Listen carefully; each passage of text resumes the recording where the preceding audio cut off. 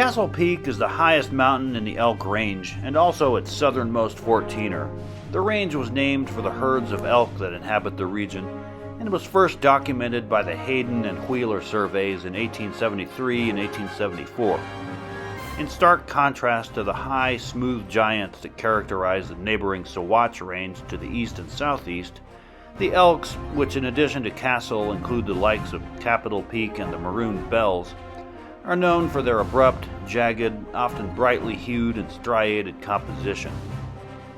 Hayden himself, a geologist by training, referred to the range as a region where the rocks have been thrown into a greater state of chaos than we have ever observed anywhere in the West. Castle Peak was climbed in August of 1873 by members of the Hayden Survey, including topographer Henry Gannett. William Byers, editor of the Rocky Mountain News, who was accompanying the surveyors during this part of their expedition, wrote the following of the mountain. It is an elongated crest from north to south, and the elements have worn the upper 1,000 feet into a row of rounded columns that look like turrets, rising from the ends and each ascending one higher than the last to the center. At the top they are serrated and in profile look like a line of knobs, but lower down they are joined together at the opposite sides. Indeed, it was such features that inspired the Hayden team to bestow the name Castle upon the peak. More than any of the other Elk Range 14ers, Castle Peak was the site of much mining activity during the silver boom of the 1870s and 1880s. This gave rise to the now historic mining town of Ashcroft and to the Montezuma mine at 12,700 feet on the slopes northeast of the mountain, which was once equipped with an aerial tram for hauling the ore down to a mill. These views show the upper reaches of the peak from the northeast along the standard route. This more distant view was taken from Maroon Peak to the northwest, while these shots from a bit further to the northwest were taken from Capitol Peak. Here, the mountain is shown from farther away still, from Mount of the Holy Cross to the northeast. Castle, though somewhat less rugged of a climb than other Elk Range 14ers, nevertheless presents Class 2 to 2+ difficulty on the standard northeast ridge route, some loose rock, and probably passage through significant snow. The route's endurance stats are mid-range if you start at the lower trailhead, though somewhat long on the distance. Capable higher clearance vehicles can make it across the creek crossing near 10,200 feet and up to the Pearl Pass Road junction at about 11,150 feet, where there is a small parking area. From here, the stats are considerably lower. Even more capable vehicles can make it even further up the increasingly rough road above this point and all the way to the parking area at 12,800 feet, from which only the upper reaches of the route remain. The Castle Creek trailhead can be reached by turning south from Highway 82 at the roundabout just northwest of Aspen, and following the paved Castle Creek Road for about 13 miles to a parking area on the right side of the road. So anyway, enjoy the scenes.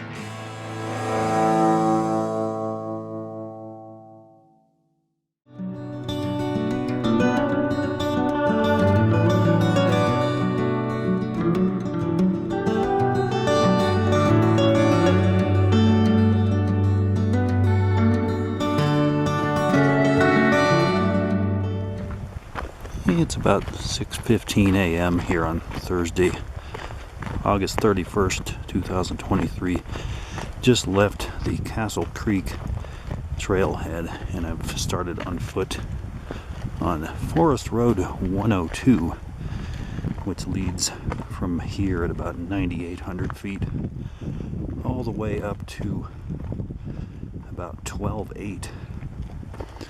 And this first stretch of road is in a south direction. Pretty soon up here it'll veer more to the southwest.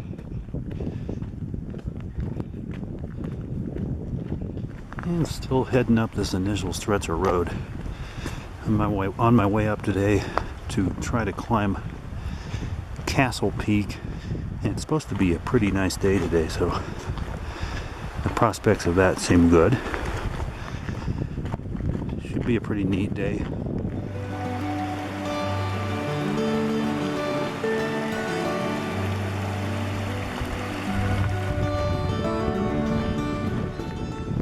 Well, this road has been largely close to level so far.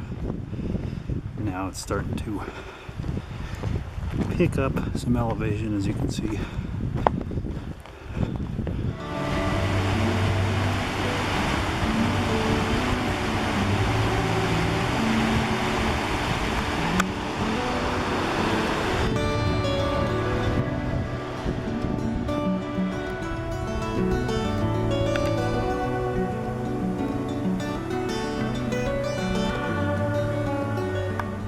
And still inclining fairly steadily. I believe it has now veered in more of a southwest direction.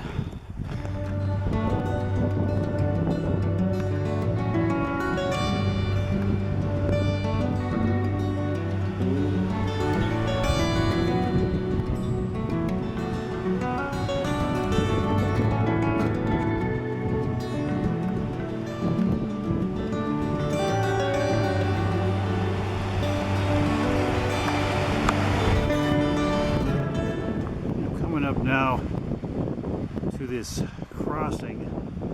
I think I'm at about 10,200 feet right here. And you can see on the right is where you have to go across if you're still in a vehicle, and they got these logs for foot traffic.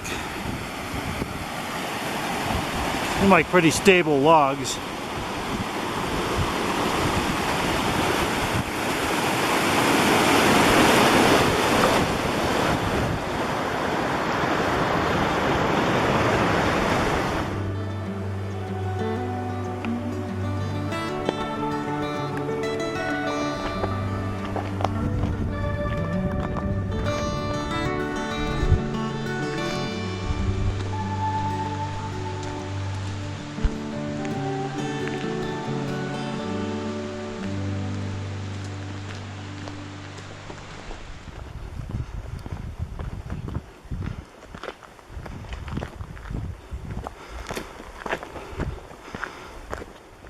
I'm gonna look back in the direction I'm coming from.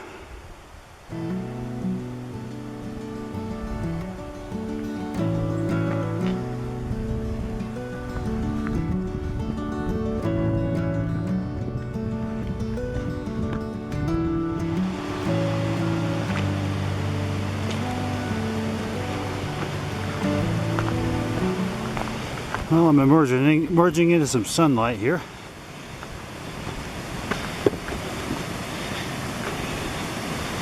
And I'm going to reach another crossing.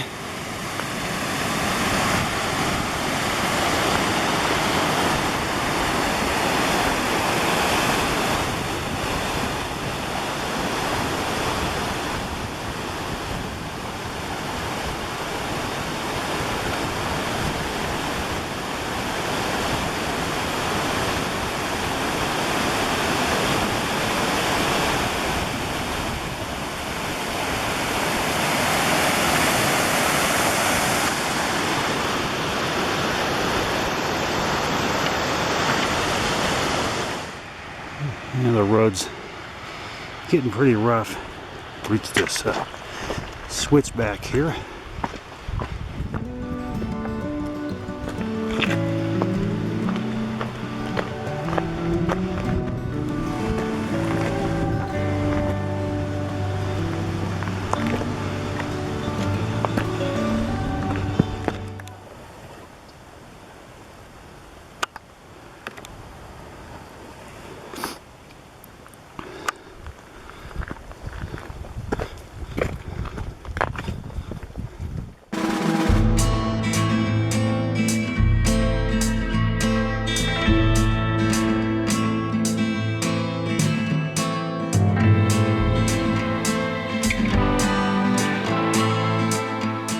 So you saw that road intersection back there at about 11,200 feet.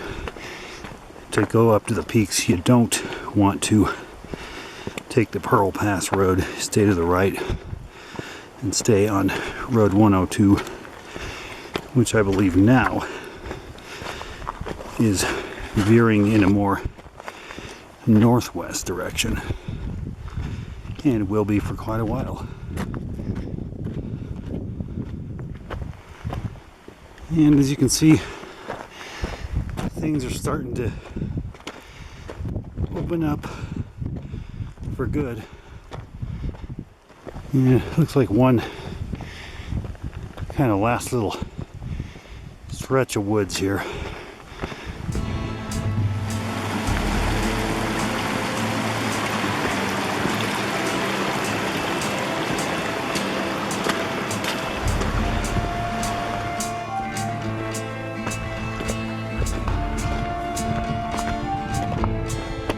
Now I'm probably at, I don't know, maybe about 11.5 or so.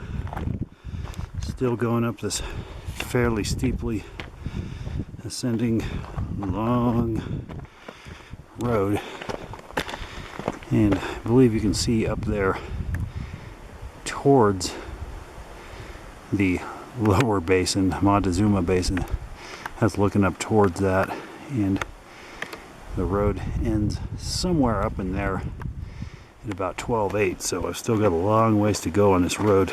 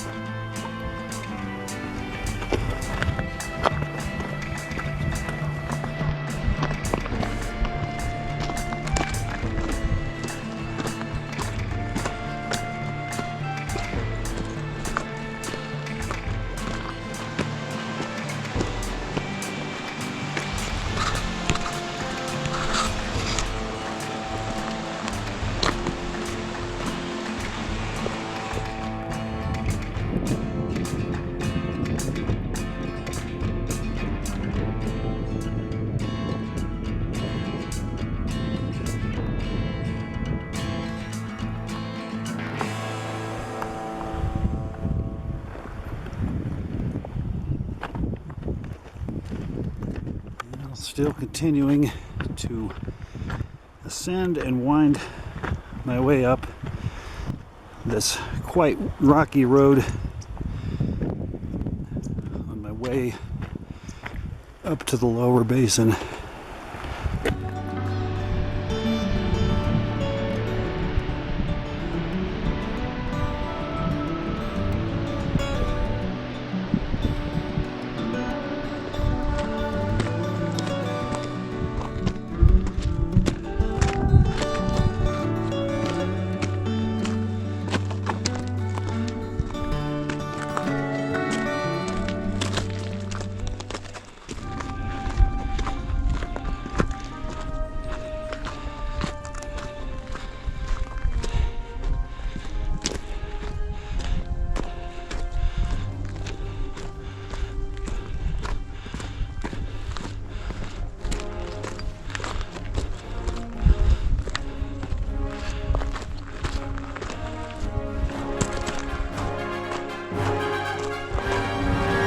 Area of the lower basin is now in sight, as you can see, by way of that vehicle there, which is, I believe, is at the uppermost parking area. So you got a ways to go up the road, though.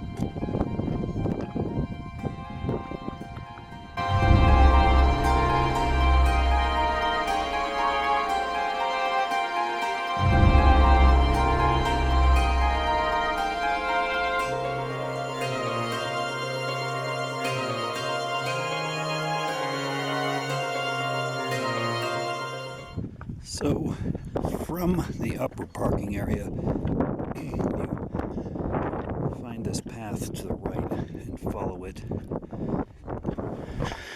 So I followed that short path.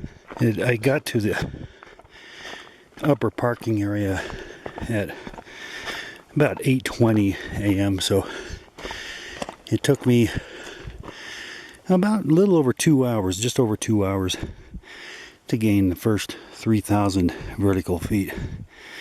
So the next task is going to be to ascend up that gnarly wall. So I'm about to attempt to ascend up the several hundred vertical feet up that head wall into the upper basin from here in the lower basin. Now, I don't know, I can't see the exact optimal path from here. I'm going to just have to hope there are maybe some cairns and that the best way is somewhat discernible. Anyways,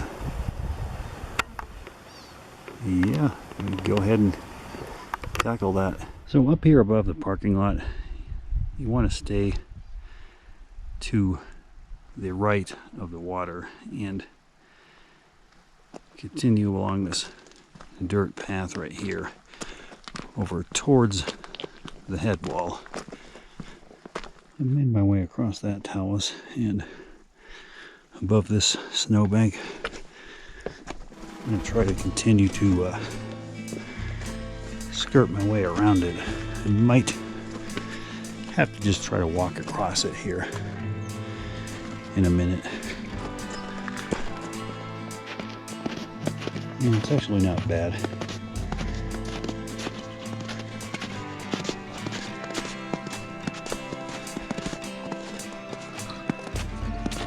The snow's still pretty good so right now. I don't know about later this afternoon though.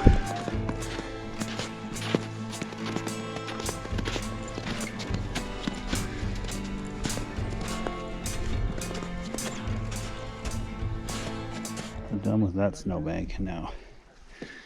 Coming across this bit of talus here on my way to the next snowbank. My understanding is people either go up some combination of paths on the left or up the right. I think there's a consensus here right now that we're going to try up the left side.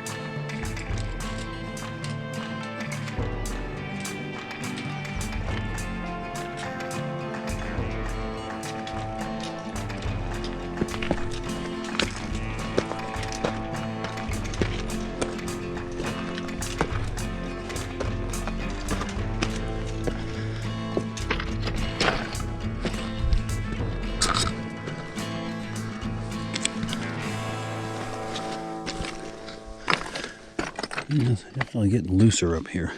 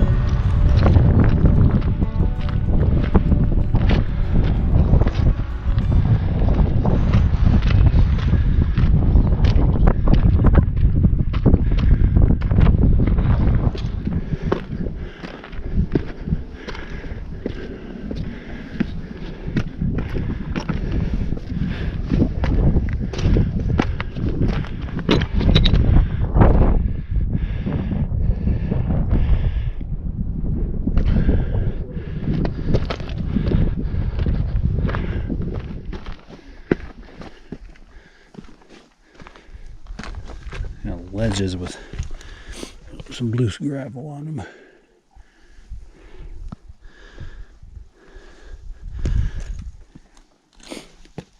And negotiate up this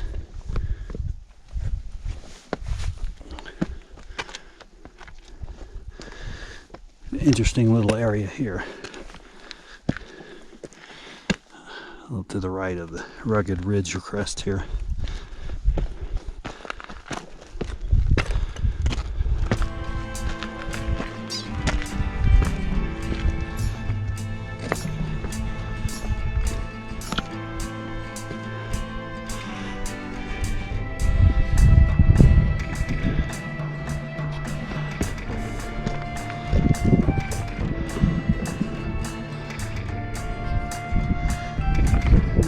Go around to the right.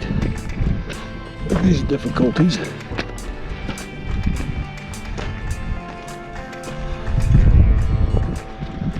It was at this point that I made the wrong decision to go around to the right instead of simply ascending these rocks and continuing along the top of the ridge.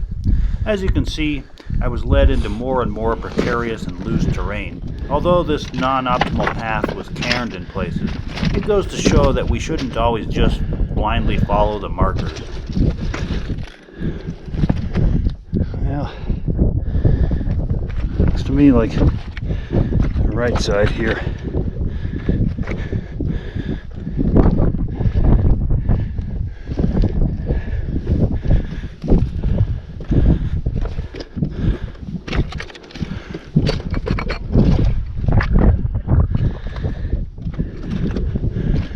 Probably the most precarious area I've encountered yet. I mean, potentially loose talus here, a little bit of exposure.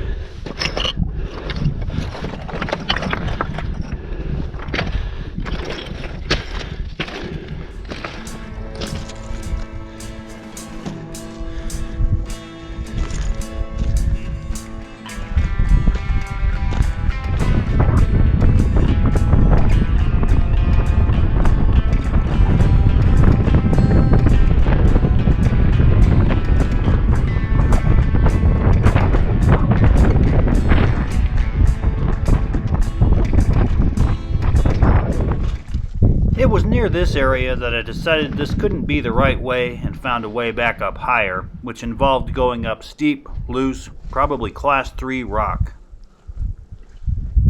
Hard to tell.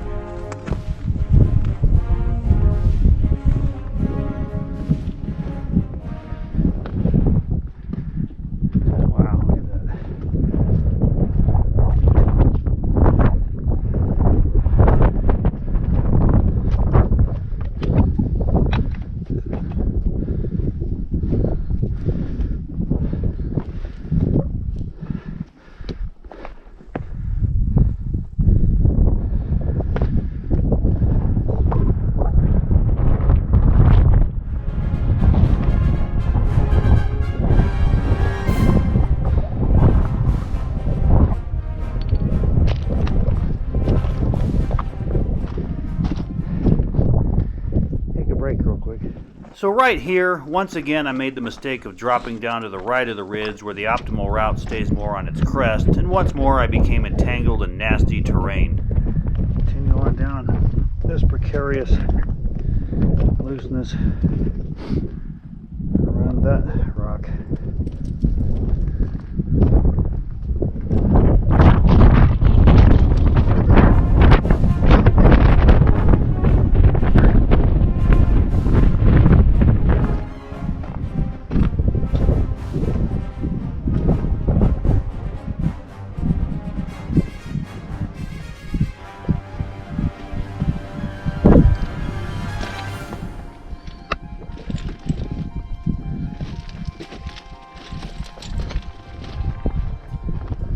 Here I reached an impasse, and this time retraced my way back to the point of error. Alright, so when you get to this position right here, don't go around to the right. I just made that mistake and had to backtrack. You want to go more directly up, it looks like.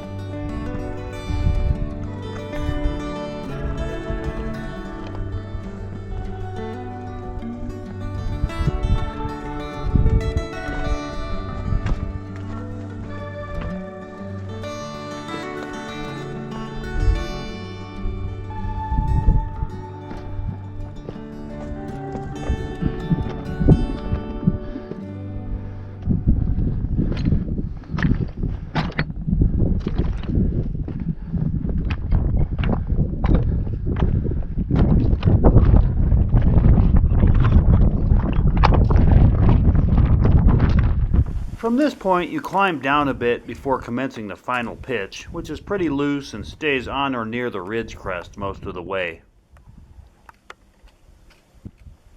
But near the top, as the optimal path veers over to the left to avoid more difficult rock, the way becomes even looser.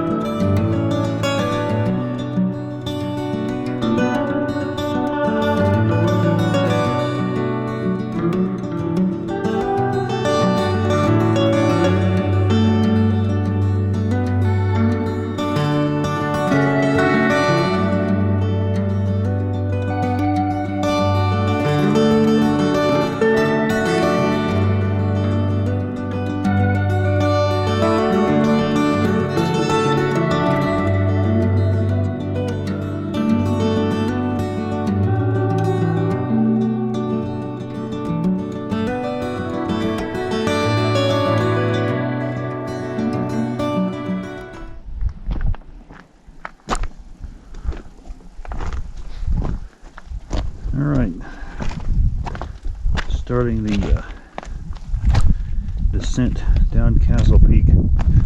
I decided I didn't feel like going all the way over Conundrum. Just kind of feel spent for today. So, yeah, this final pitch up to the top was, this final part of the pitch up to the top was particularly loose and treacherous, I thought. So I think that's going to be kind of the key to the way down on the upper stretches. Yeah, this is really not good.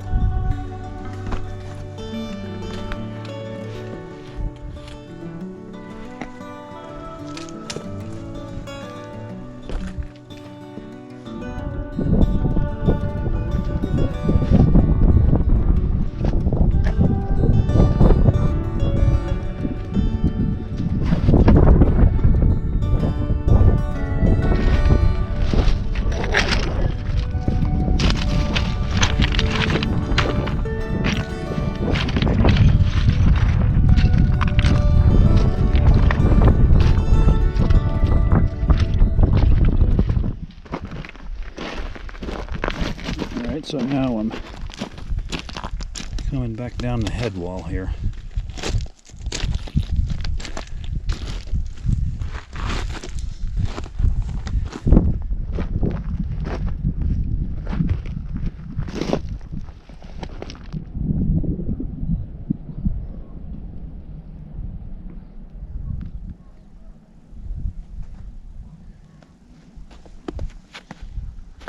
Back to these snow patches. They still feel pretty solid, even hours later. Not bad. I avoided one of the other ones up there. But this one's harder to avoid.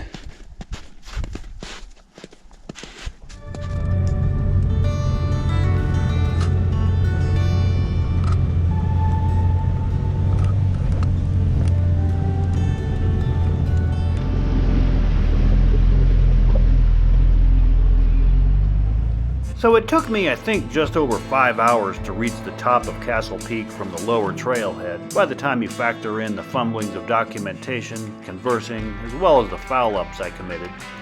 By the time I got back down to the trailhead, my total time was something like a little over 8 hours, but that was significantly helped by the party who gave me a ride down most of the road.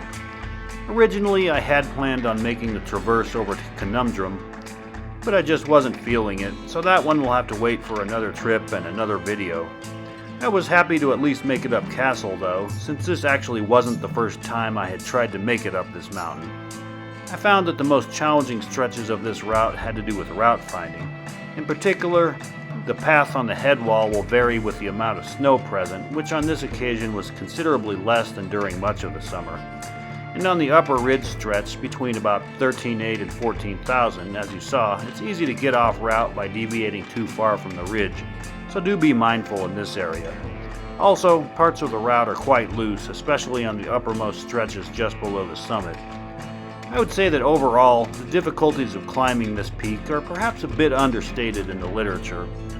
But at any rate, besides being another captivating mountain climb, the vistas, most notably of the neighboring Elk Range, were especially spectacular.